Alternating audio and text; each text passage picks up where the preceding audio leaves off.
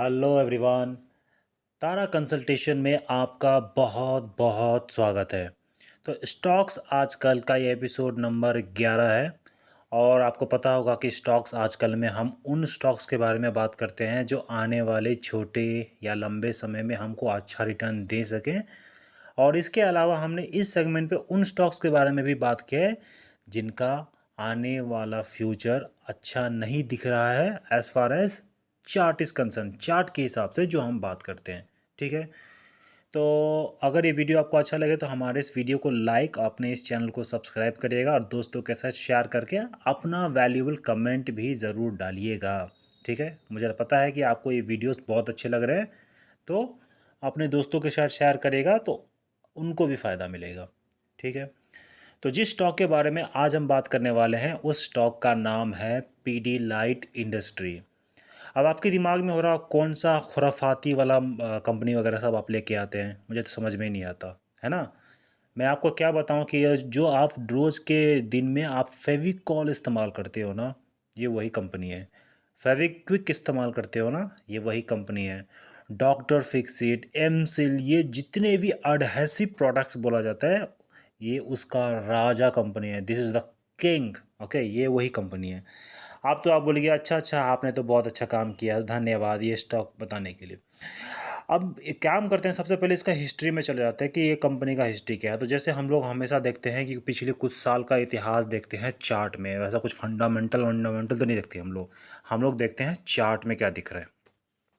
तो जैसे हम देख पा रहे हैं 2009 में इस स्टॉक का दाम था करीब करीब 40 रुपीज़, 40 रुपये का स्टॉक।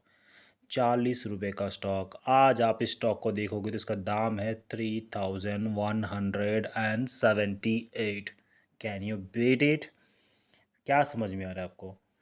40 रुपये का स्टॉक अगर 3200 रुपये 3300 रुपये चला जाए तो आप कितने गुना बोलोगे? एक बार सोचोगे भी कि कितने गुना हुआ है। आप सोच सकते हो कि इसमें क्या क्वालिटी है। लेकिन इसमें बात क्या है कि ये जो कंपनी है ये इतनी ज़बरदस्त कंपनी है, इतनी ज़बरदस्त कंपनी है कि गिर ही नहीं रही है। अब ऐसा नहीं बोल रहा हूँ कि हाँ इसको गिरना चाहिए ना गिरना चाहिए, बोलने वाले हम कौन होते हैं। ये तो स्टॉक का प्राइस डिसाइड करता है कि उसको गिरना है कि नहीं गिरना है। लेकिन मैं इससे ये पता चल रहा है कि किस बेहतरीन क्वालिटी की ये कंपनी है। अब बात करते हैं कि इसके आने वाले फ्यूचर में क्या आसार नज़र आ रहा है। तो जैसे मैं आपको दिखा पा रहा हूँ, क्योंकि इसमें करेक्शन नहीं हुआ है बहुत समय से, अगर आप देख पाएंगे ये कभी भी नीचे गिरावट नहीं कर रहा है, ऊपर ही ऊपर। मतलब वो अगर मान लो कि इसको करेक्शन करना भी होता है तो रुक जाता है, नीचे नहीं गिरता। क्योंकि नीचे नहीं गिरता तो इसके वजह से इसमें उतनी क्वालिटी है कि नीचे नहीं गिर पाएगा। ठीक है। तो उसी हिसाब से जिस टाइप का रिलायंस मैं बोल रहा हूँ उसी टाइप का ये कंपनी पीडीलाइट इंडस्ट्री भी उसी क्वालिटी की कंपनी में हम इसको बोल सकते हैं। तो आप मुझे बोलोगे कि सर हमको करना क्या है, तो करना क्या है, क्योंकि ये इतना बढ़ चुका है तो कम से कम हमको एक अच्छा खासा करेक्शन चाहिए। अगर हमको अच्छा खासा करेक्शन नहीं मिलेगा तो हमारे पास बहुत सारे ऐसे स्टॉक है जिसमें हम ले सकते हैं। कोई ज़रूरी नहीं है कि हमको यही लेना है ना। हाँ ये ज़रूर है कि कंपनी बहुत अच्छी है, लेकिन कंपनी बहुत अच्छी है तो चल भी चुका है ना, काफ़ी चल चुका है ना। तो अब जहाँ पे मैंने अभी लाइन आपको लगाया ना 2469 रुपीज़ है, तो 2500 मान लेते हैं। अगर ये स्टॉक हमको उसके आसपास मिले ना तो फिर हम सोच सकते हैं लेने का। लेकिन अगर मुझसे पूछोगे तो मैं तो इस रेंज में भी उसको लेने से 2 बार पहले सोचूंगा। क्योंकि अगर इतना बड़ा चाल आ चुका है, 40 रुपये का स्टॉक अगर मान लो 3200 रुपये आ चुका है, करीब करीब 80-90 गुना अगर हो चुका है, तो कम से कम तो इसमें करेक्शन होना चाहिए ना। अब भाव तो तोड़ नहीं रहा, नीचे तो गिर नहीं रहा, इसका मतलब ये है कि बहुत लंबे समय तक ये खड़ा रहेगा। 1-2 साल नहीं, कम से कम 8-9-10 साल तक ये खड़ा रहेगा। ये भी उसी कैटेगरी में आता है जिस कैटेगरी में मैंने एचडीएफसी बैंक, एशियन पेंट्स को रखा हुआ है।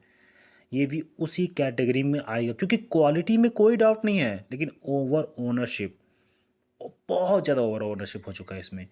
तो इस वजह से आज अगर मुझे पूछेंगे तो मैं तो नहीं खरीदने वाला। आप अपने हिसाब से, अपने रिस्क एपेटाइट, अपने फिनेंशियल एडवाइज़र के हिसाब से आप डिसीजन ले सकते हैं।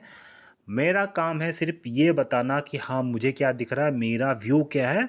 अगर मेरा व्यू आपने अपना लिया तो सिर्फ आपका व्यू बन गया, वो मेरा व्यू नहीं रहा।